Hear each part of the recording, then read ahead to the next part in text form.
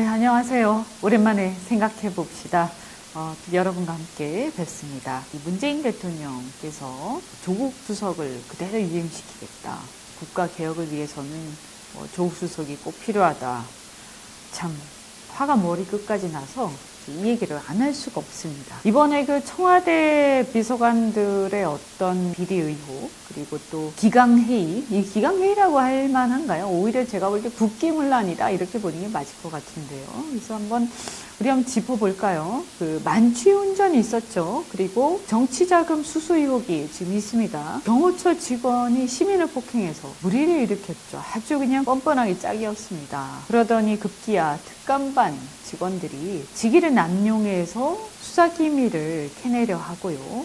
그 수사기밀 캐내려 했던 것도 이제 뇌물사건 관련된 건데 참 냄새가 납니다. 끼리끼리 골프회동 했다고 하고요. 웃깁니다. 자기가 그 감찰하는 피감기관에 청탁을 하지 않나. 심지어는 거기에 잘 있는 사람을 갖다가 문제 삼아가지고 쫓아냈다고 하더니 자기가 그 피감기관에 셀프 승진하려고 시도를 했다 걸렸습니다. 이게 최근에 드러난 청와대 1년의 비리들인데요. 이게 다 가겠습니까? 드러난 게 이 정도겠죠.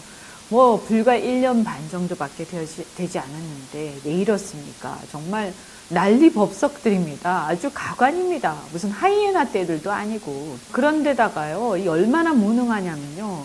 우리 최근에 참 우리 국민들을 즐겁게 했다고 해야 될지, 참 기가 막히게 했다고 해야 될지 참. 그런데 이 대통령이 가는 곳마다 의전과 관련해서 굴욕적 외교의 극치를 보여줬죠. 비참하기 짝이 없었는데 국민 입장에서는요.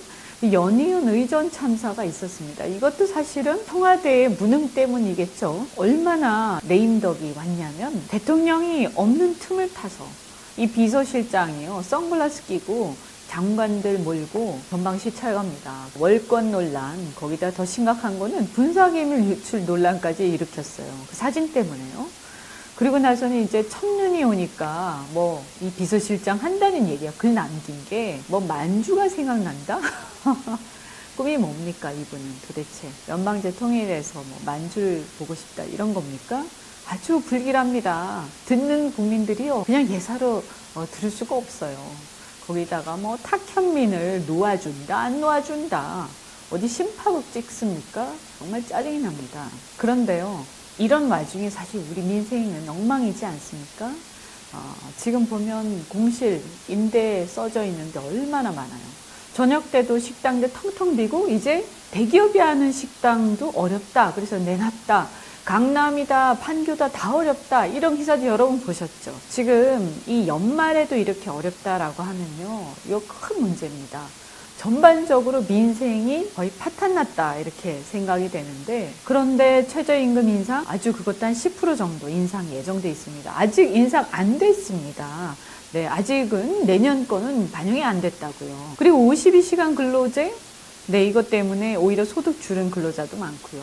이걸 왜 강요를 합니까? 그리고 하더라도 탄력적으로 해야죠. 그래서 국회가 탄력적으로 하자라고 합의를 했어요. 웬일로 민주당이 하는가 싶었더니 역시 민노총이 국회를 포위한다라고 협박하고 공갈하고 압박하니까요. 민주당이 무릎 꿇었습니다. 국회가 민노총에 꼼짝 못하는 지경이 됐습니다. 이 조폭 같은 민노총한테 여당이 꼼짝을 못해요. 얼마나 지분이 있길래. 요즘에 보면 외식비 때문에 또 이 물가가 오르니까요. 어려워서 외식비 때문에 도시락 싸다니는 직장인도 많다고 그러고요. 그러니까 식당은 더 안 되겠죠. 그래서 제가 시장경제 살리기 연대 국회의원 모임을 하고 있는데 최저임금 인상 내년에는 어쨌든 유보를 해야 된다. 이대로 인상되면 큰 재앙이 닥친다. 이래서 인상을 내년에 유보하는 특별조치법 대표 발의를 한 상태입니다. 근데 민주당 반대 때문에 과연 될까 싶습니다. 민노총이 와서 난리법석 떨 수도 있겠죠. 네, 근데 떨라. 민노총하고 어차피요 1대 결점 벌여야 됩니다.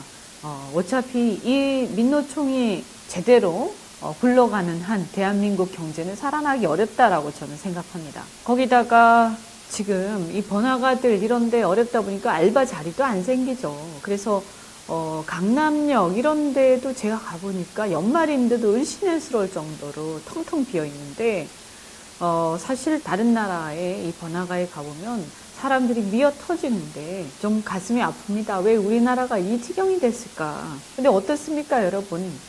최근에 보면 KT 아현지사의 이 화재가 났는데도, 그래서 며칠 동안 이게 마비가 돼서 우리 자영업자들, 이 4개구라고 합니다. 4개구인가 5개구에 걸쳐 있는 자영업자, 10만 명 넘는 자영업자들이 제대로 예약 전화도 못 받고, 그리고 결제가 안 돼서 발을 동동 굴렀다고 하는데요. 매출이 심하게는 5분의 1, 6분의 1로 떨어졌다고 하는데, 그런데 세상에 여기 관심 있는 대통령 고사하고, 국무총리 고사하고, 장관도, 국회의원, 여기 지역구 국회의원들도 별 관심이 없는 것 같습니다. 네, 저는요, 그 우상호를 비롯해서 이 운동권 너무너무 싫은 게요, 남을 조롱하고 낄낄대면서 비웃을 줄이나 알지. 지들이 한 게 뭐 있다고. 그 공부를 너무 안 해서 그런지 경제 어떻게 돌아가는지도 모르고 나라에 대한 정체성도 불분명하고 역사관도 엉망이면서 이런 문제 생기면 몸으로라도 좀 때우면서 왔다 갔다라도 부지런히 하지. 아예 안 나타납니다. 한량 같은 국회의원들, 이런 운동권들이라도 저희가 한번 대차게 한번 붙어가지고 전부 다음에 척결해야 되지 않겠나. 다음 총선에서요. 밀어내야 될 것 같습니다. 그런데 이제 우리가요, 이 청와대가 이 모양 이 꼴인데 청와대 대변인 하는 거 보십시오. 제가 요즘 보면 브리핑 했다 하면 북한에 대한 얘기나 하지 이 민생이라든가 경제에 대한 브리핑 하질 않습니다. 뭐 겁나니까 그렇습니까? 대통령께서도 국내 문제 얘기하지 마라. 경제 문제 얘기하지 마라. 난 경제 모른다. 왜 대통령 하셨어요? 아주 한심합니다. 왜 대통령 하셨어요? 그러면 그 얘기 할 거면서. 북한 문제는 또 잘합니까? 정말 대한민국 대통령인지 북한 대통령인지 알 수가 없습니다. 이 얘기 그냥 하지만 정말 미치겠습니다. 대통령 끌어내릴 수도 없고, 끌어내려도 지금 이 모양에서 국회에서 제대로 탄핵 되겠습니까? 그리고 재판소에서 재판관들이 전부 줄 섰는데 결정을 안 내리겠죠. 동동 구르고 있습니다. 정말 안타까워서. 그래서 국민들은요, 요즘에 먹고 살기 바쁜데 저 푸른 기아집 보면서 저 사람들 우리랑 동떨어진 놈들이구나. 이 운동권들 알고 보니까 겉멋만 들었구나. 머릿속에 서민이고 머릿속에 국민이죠. 무책임하고 이런 말을 할 수가 없습니다. 그런데요, 적폐청산 한다고 하면서 정권 잡자마자 힘 잔뜩 주고 칼 휘둘렀죠. 그죠? 그런데 이제 이거 잘 나갈 때 마무리했었어야 되는데요. 그건 너무 오래 끌고 있어요. 그러더니 이제는 자기들이 적폐잖아요. 지금 청와대 하는 거 보세요. 자기가 적폐예요. 그리고 적폐가 적폐를 청산합니까? 뭐 하자는 거예요? 자기가 더 심한 적폐잖아요. 누가 누굴 청산하는 겁니까?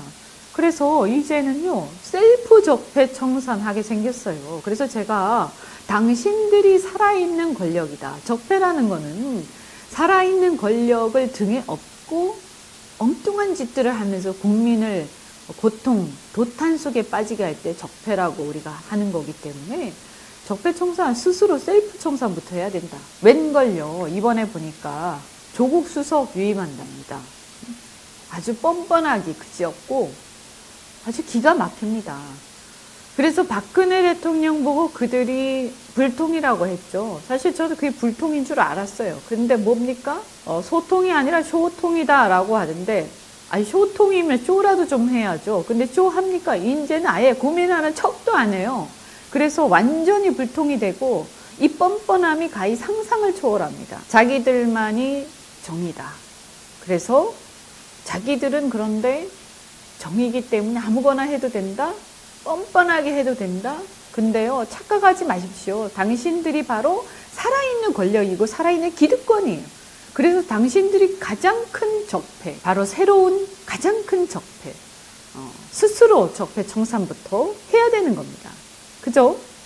그래서 청와대 국기문란, 권력 남용 그렇게 막 난리를 치면서 몰아붙이고 남들이 할 때는 그렇게 하더니 자기들에 대해서 어찌나 관대한지, 그런 야당이 그거 가지고 뭐라고 하면 서로 모여가지고 낄낄대면서 아주 그냥 비웃고 조롱하고 그럽니다. 그래도요, 좀 뭐라고 하면요, 뭐 듣는 척이라도 하십시오. 어쩌면 이렇게 뻔뻔합니까?